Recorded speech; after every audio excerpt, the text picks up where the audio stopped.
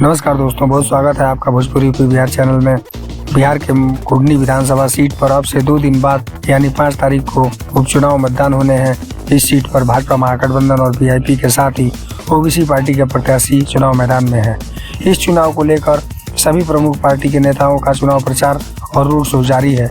बीते रात ही बिहार के मुख्यमंत्री और उप मुख्यमंत्री चुनावी सभा को संबोधित किए हैं। इसमें छिटपुट उन्हें विरोध का सामना भी करना पड़ा है, लेकिन इसके बावजूद मुख्य लड़ाई भाजपा और महागठबंधन के बीच ही बताया जा रहा है।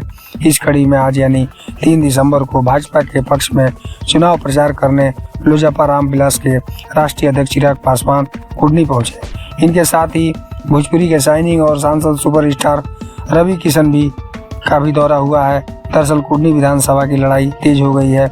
आज चुनाव प्रचार के अंतिम दिन भी बीजेपी के प्रत्याशी केदारनाथ के पक्ष में चिराग पासवान और रवि किशन ने एक लंबा रोड शो और कई जगहों पर जनसभाओं को संबोधित किया है।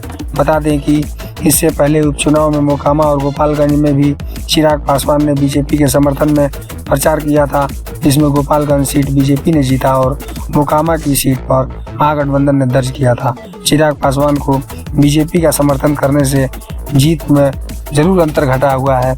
कुढ़नी उपचुनाव में महागठबंधन की ओर से जेडीयू प्रत्याशी मनोज कुशवाहा और भाजपा के प्रत्याशी केदारनाथ गुप्ता के बीच महामुकाबला है। वहीं वीआईपी और एआईएमएम के प्रमुख प्रत्याशियों का खेल बिगाड़ने में लगे हुए हैं।